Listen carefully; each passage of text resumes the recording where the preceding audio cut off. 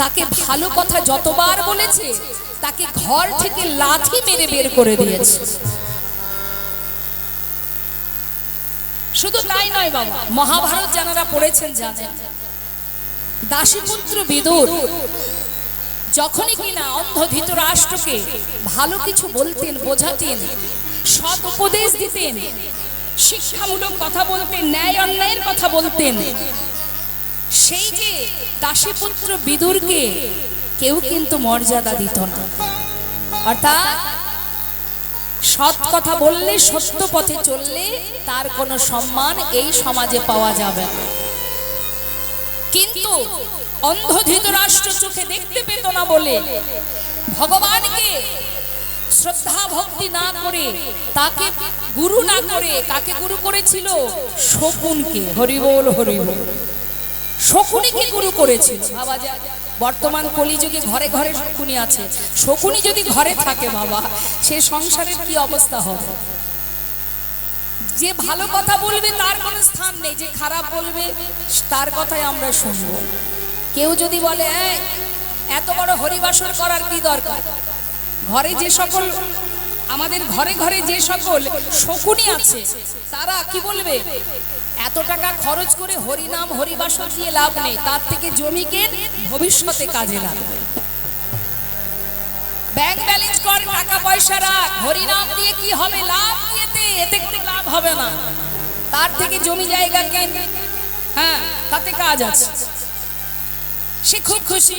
হ্যাঁ, সে সেই বদমাশ, সেই ব্যক্তি, যে ব্যক্তি সদা সর্বদাই কুমন্ত্রণা দিচ্ছে, তার কথা শুনে ধ্বংসের পরে ধ্বংস। মহাভারত তার প্রমাণ, তার প্রমাণ রামায়ণ। কুমন্ত্রণা মন্থরার কুমন্ত্রণা, যার কুমন্ত্রণায় কইকেয়ী যেজন সৎ ব্যক্তি ছিলেন, সৎ মাতা ছিলেন, তার মাথায় কুমন্ত্রণা দিয়ে দিয়ে অবশেষে রামকে ঘর ছেড়ে বনে চলে যেতে হলো, এবং তার পিতা দশরথ অকালে সন্তান শোকে মারা গেলেন।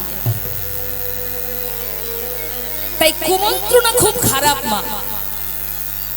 আরে মা বাবা বয়স হয়েছে, তাকে কেন খাওয়াচ্ছিস? 4 ভাই আছে, সবাই ভাগ করে খাওয়া।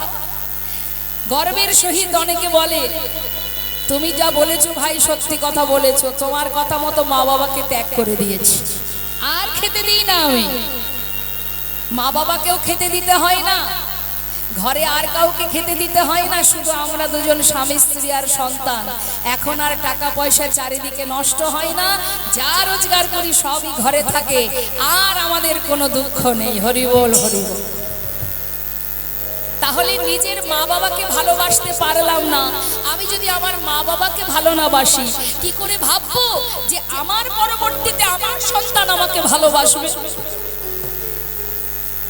মাথায় রাখবেন, কর্ম তুমি যেমন করবে, একটা বৃক্ষ, একটা গাছ যদি রোপণ করা হয়, একটা বীজ যদি রোপণ করা হয়, বীজ রোপণ করলে সময় মতো সার, জল এবং সঠিক বীজ যদি রোপণ হয়, সময় মতো জল সার দিলে তবেই সেই গাছে অনেক ফল হয়।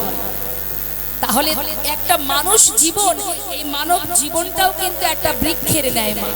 একে যেভাবে তুমি তৈরি করবে, সে তোমাকে তেমন ফলটাই দেবে। অর্থাৎ আমি যেমন আমাকে তৈরি করব, অর্থাৎ আমি বৃক্ষ, আমি নিজেকে যেভাবে তৈরি করব, আমার ফল যেটা হবে সেটা তো সেই রকমই হবে। নেতাহে গৌর হরি বল হরি বল। তাহলে সন্তান তোমাকে ভালো কোনোদিনই দেখবে না, কারণ এই পথটা তুমি দেখিয়েছো, তুমি শিখিয়েছো, তুমি এই পথটা ছোট থেকে তাকে দেখিয়েছো। আজ তো তোমার জীবনে কষ্ট পেতেই হবে। এটা কাজ কার? এই কলি। কলি যাকে গ্রাস করবে, কলি যার সুযোগ পাবে, তার ভিতরে প্রবেশ করে তার জীবনটা ধ্বংস করে দেবে। তাই কলি প্রতিটা মুহূর্ত আমাদের চারিপাশে ঘুরছে। সচ্চা কাহি তোমারে লাঠা, ঝুঠ হ্যাঁ জগৎ ভোলা। জগৎটাকে ন্যায় অন্যায়ের বিচার বিবেচনা আর নেই। সদা সর্বদাই আমরা কুপথে পরিচালিত হচ্ছি বাবা। সদা সর্বদাই ঝুঠ, মিথ্যা, অত্যাচার, অনাচার, ব্যভিচার, দুরাচার পৃথিবীটাকে ছেয়ে রেখেছে। আর কি বলছেন? গৌরস। গোরস মানে বাবা গরুর দুধ। যারা দুধ বিক্রি করে এখনো পর্যন্ত দেখেছি গ্রামে গ্রামে দরজার কাছে গিয়ে, দরজার গোড়ায় গিয়ে চিৎকার করে ডাকে, দুধ যারা বিক্রি করে বাড়ি বাড়ি দুধ পৌঁছে দেয়, তাও সেই দুধ কেউ খায় কেউ খায় না। কিন্তু যে ব্যক্তি মদ বিক্রি করে তাকে কিন্তু দরজার গোড়ায় আসতে হয় না। এটাই তো কলির প্রকোপ, এটাই কলির প্রভাব। সে যদি আপনার বাড়ির থেকে 50 কিলোমিটার দূরে গিয়েও বসে, আমাদের মতো সাধারণ কলিহত জীব সেইখানে গিয়ে লাইন দিয়ে দাঁড়িয়ে থাকে। যদি বলেন মা তুমি এগুলো বলছো নিজের থেকে, না, শাস্ত্র বলেছে কলির এখনো দুরবস্থা হবে। এটা আমার কথা নয়, রাম ভক্ত তুলসী দাস তিনি রামচরিতে কলম দিয়ে গেছেন, এই অবস্থাগুলো কলিহত জীবের হবে। কিন্তু তার মধ্যে দিয়েও এত দুরবস্থা, নিজের মাতা পিতাকে সেবা দিই না, খেতে দিই না, নিজের মা বাবাকে ভালোবাসি না। এক মায়ের 4টি পুত্র সন্তান, দেখা যায় সেই বাড়ির মা যে সন্তানকে বড় করেছে, মানুষ করেছে, চলতে শিখিয়েছে, বলতে শিখিয়েছে, সেই মা জননী বৃদ্ধকালে অন্যের বাড়িতে ঝিয়ের কাজ করে নিজের জীবিকা নির্বাহ করছে। এই তো কলির দুরবস্থা। তাই তো রাম ভক্ত তুলসী দাস কাঁদছে, ওরে কলি, কখনো হাসি পায়, কখনো কান্না পায়, এখনো দুরবস্থা দেখে। তাহলে আমরা এর মধ্যে দিয়ে ভগবত কৃপা কি করে পাবো? যে পরিস্থিতি আমাদের, এখান থেকে মুক্তির রাস্তা কোথায়? একমাত্র সদ্গুরু, একমাত্র সদ্গুরু। এখনো যে আমরা সুস্থ আছি, ভালো আছি, হরি বলার শক্তি আছে, ভগবানের নাম করার বদন আছে, এখনো যে প্রভুকে আমরা ভালোবাসতে পারবো, সে সুযোগটুকু, সময়টুকু আমাদের আছে। কারণ ভগবান বললেন জীব 1000 অপরাধ করতে পারে, সন্তান যদি অপরাধ করেও পিতা তো সে অপরাধ গ্রহণ করে না। নিতাই চাঁদ বলেছিল, ওরে জগাই মাধায় মেরেছিস কলসির কানা, তাই বলে কি নাম দেব না? হরিবল হরিবল। কত বড় দয়াল আমার গৌর সুন্দর। হরিজি একবার হরি বল বল, একবার হরি নাম কর।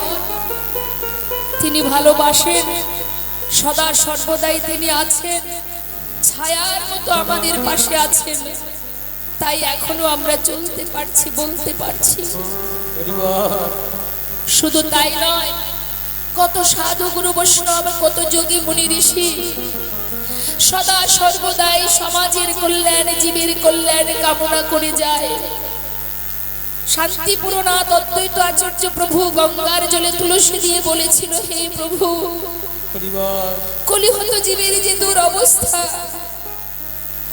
আমরা পারবো না তাদেরকে সঠিক পথ দেখাতে, তুমি একবার ধরায় নেমে এসো। তুমি এসে নিজে হাতে সবাইকে মুক্ত করো, উদ্ধার করো, অন্ধকার থেকে আলোর পথ দেখাও। এমনও এমনও মহর্ষি, এমনও এমনও বৈষ্ণব ভক্তবৃন্দ যারা সদা সর্বদাই জীবের কল্যাণ কামনা করেন, আর তারা কামনা করেন বলে আজও আমরা জীবিত আছি, আজও ধ্বংস হয়ে যায়নি। তাই মাগো, হরি কথা শুনতে হবে, হরি নামামৃত আস্বাদন করতে হবে, হৃদয়ঙ্গম করতে হবে। কলির হাত থেকে মুক্তি পাওয়ার উপায়, সদ্গুরু চরণ আশ্রয় করো। কৃত্তি যজ্ঞায়তে বিষ্ণু, ত্রেতায় যজ্ঞতে মোক্ষ, দাপরে পরিচর্যং কলো তদ্ধরি সংকীর্তন। সময় গেলে আর পাওয়া যায় না। সময় থাকতে থাকতে যদি আমরা সেই পরমেশ্বর ভগবান বিশ্বপিতার স্মরণ করতে না পারি, আমাদের এই সাধের মানব জন্ম পাওয়া ব্যর্থ হয়ে যাবে। তাই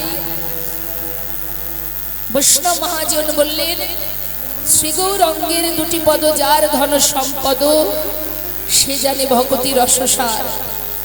সংসারের কর্ম করো, কিন্তু এটা তো গৌণ কারণ, মুখ্য কারণ কৃষ্ণ ভজিবার তরে সংসারে আসা। তাই শাস্ত্রে বারবার বলছেন হরিনাম করো, হরিনাম শ্রবণ করো, মুখে হরিনাম করো। তাতে কি হবে শোনো কি বলছে শাস্ত্রে, পদাবলিতে ধ্যান দেবে। যদি কেউ হরিনাম শোনে তার কি লাভ? শ্রী গৌরাঙ্গের মধুর লীলা,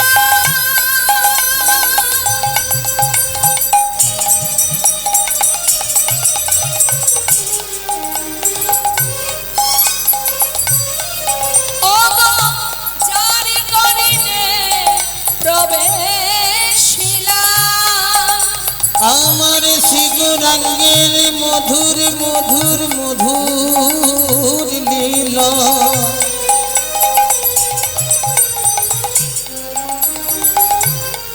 ও গো যারে করিলে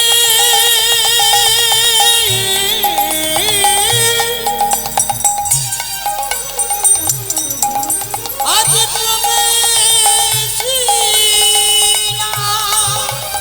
হৃদয়নি হৃদয়নি মলভেলতা, হৃদয়নি হৃদয়নি মলভেলতা, অজ্ঞানা ধারে যায় গো দূরে, অতরকে না ধরে জয় গো দোরে। যে জন হরিনাম শ্রবণ করে, ও তার অজ্ঞানা ধারে যায় গো যে দূরে। জন হরিনাম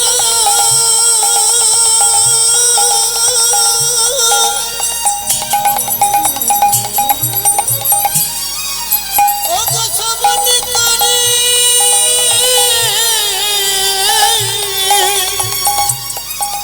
তার অজ্ঞানা যাই গো যে দূরে। জন কৃষ্ণ নামে শ্রবণ করে, গুরুচরণ হৃদয়ে ধরে, কৃষ্ণ নামে শ্রবণ করে, ওরা গুরুচরণ হৃদয়ে ধরে, কৃষ্ণ নামে শ্রবণ করে, গুরুচরণ হৃদয়ে ধরে, কৃষ্ণ নামে শ্রবণ করে, তার অজ্ঞানা ধার যাই গো দূরে। হৃদয়নি হৃদয়নি মলভেলতা, হৃদয়নে মলভেলতায়। হরিনাম শ্রবণ করলে হৃদয় মাঝের অজ্ঞানতার অন্ধকার দূরীভূত হয়, জ্ঞানের প্রকাশ হয়, নিজের চেতনা চৈতন্য হয়।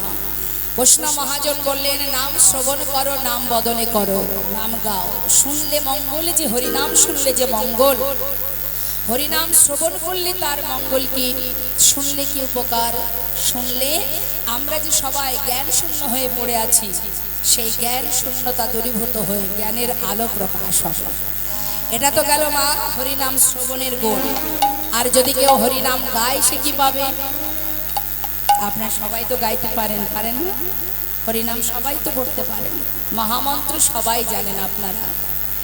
বেশ, তাহলে আজ আসুন না রাস পূর্ণিমা উপলক্ষে ভগবানের সেই শ্রেষ্ঠ লীলা এই কার্তিক মাসে তিনি করেছিলেন। তো আসুন আজকের দিনে আমরা আমাদের হৃদয় মনোপ্রাণ ভগবত চরণে সঁপে দিয়ে আত্মনিবেদন করে যার যার মনের যা কিছু আকুতি আছে প্রার্থনা করে সবাই মিলে আমরা একসঙ্গে একবার স্বতঃস্ফূর্তভাবে, কারণ ভবপারে তো আমাদের ফিরতে হবে, আমরা যেন গোলকধামে পৌঁছাতে পারি, এইটুকু প্রার্থনা নিয়ে আমরা সবাই মিলে একবার মহামন্ত্র জপ করব। হরি বল হরি বল। আজকের এই জায়গাটা নববৃন্দাবন নবদ্বীপে পরিণত হোক। কেমন?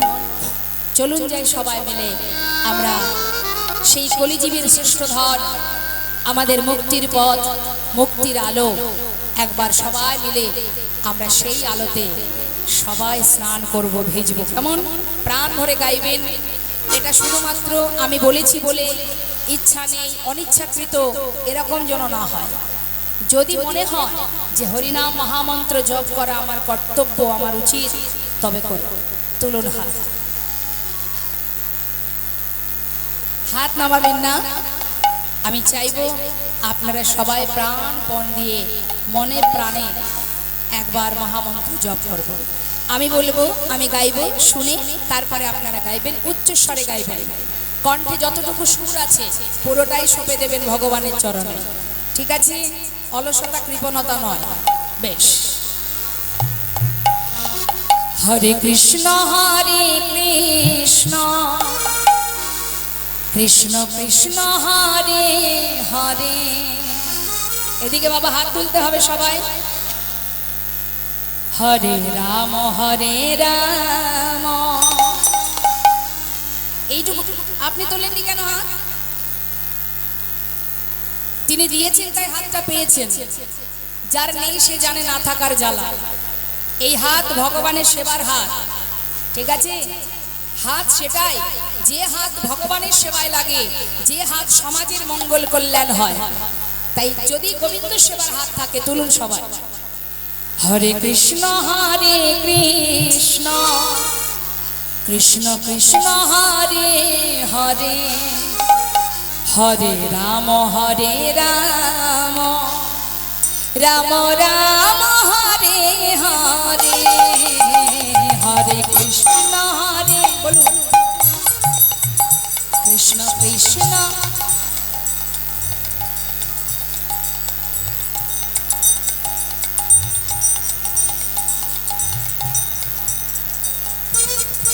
আস্তে আস্তে আস্তে আস্তে আমি বুঝতে পারছি দূর থেকে ভক্তদের হরিনামের যে ঢেউটা আসছে আমি শুনতে পাচ্ছি, কিন্তু নামের ভিতরে যেন মনে হচ্ছে সুরটা পুরোপুরি মানে গলা ছেড়ে হরিনাম কেউ করছে না। অমা ফিস ফিস করে হরিনাম করতে নেই, উচ্চস্বরে। তাই তো হরিনামকে বলা হয় সংকীর্তন, অর্থাৎ সকলে একসঙ্গে গাওয়া হয়। তাই উচ্চস্বরে হরিনাম করবেন। কেমন? আর এদিক থেকে কোনো আওয়াজ পাচ্ছি না বাবা, একটু জোরে জোরে হরিনাম করতে হবে গলা ছেড়ে। এই সুযোগ পেয়েছেন বলা যায়। এখন আছি, একটু পরে তো চলেও যেতে পারে, কে জানে আর হরি বলা হবে কিনা। তাই আমি চাইবো সবাই উচ্চস্বরে মহামন্ত্র জপ করবেন। হরে কৃষ্ণ কৃষ্ণ কৃষ্ণ হরে হরে, হরে রাম রাম রাম হরে হরে, হরে কৃষ্ণ বলুন হরি বল।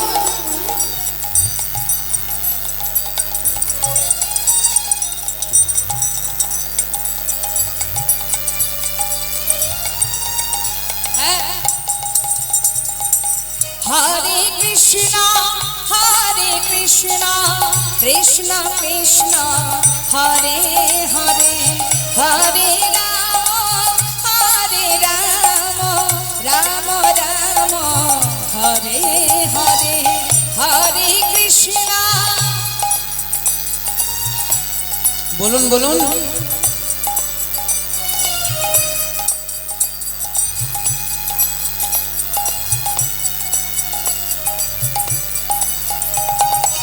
হরে কৃষ্ণ কৃষ্ণ কৃষ্ণ হরে হরে, হরে রাম রাম রাম হরে হরে, হরে কৃষ্ণ।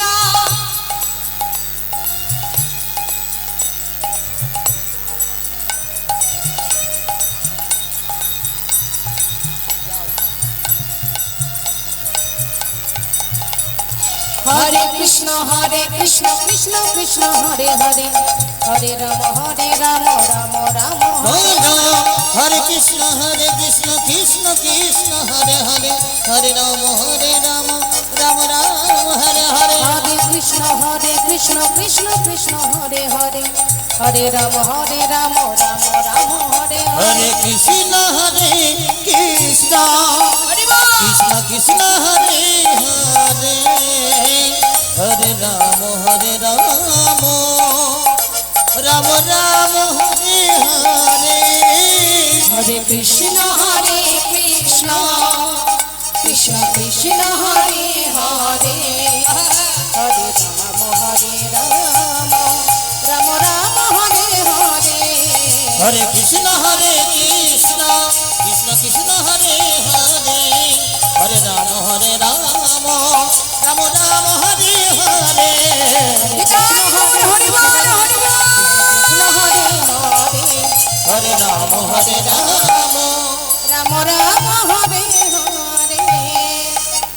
হরের নাম এব কেবলম কলনাস্তেব নাস্তেব গতির অন্যথা। নাম ছাড়া কলিজীবের নাহি আর ধর্ম, সর্বধর্ম সার নামে শাস্ত্রময়। হরে কৃষ্ণ। মাঝখানে একটা কথা বলি, কোনো না কোনো ভক্ত আমার কাছে, আচ্ছা কমিটির ভক্তবৃন্দ যারা আছেন, কমিটি দাদা ভাইরা আছেন যারা, একটি প্রশ্ন আমার কাছে রেখেছেন। সেটা হচ্ছে দামোদর মাস কেন বলা হয়? সবাই আপনারা জানেন, তবু একবার আমি বলে দিচ্ছি। দাম মানে কি? মায়েরাই বলে দেবে, দেখুন। দাম মানে দড়ি, আর উদর, দাম উদর, অর্থাৎ ভগবান কৃষ্ণচন্দ্র তিনি ঘরে ঘরে ননি চুরি করে খেতেন মা। এখন বিষয় হচ্ছে আমরা ভগবান কৃষ্ণকে চোর বলি, বলি না? পাকা চোর, চোরের শিরোমণি কৃষ্ণ, গোবিন্দ ননি চোর, চোর বলি তো।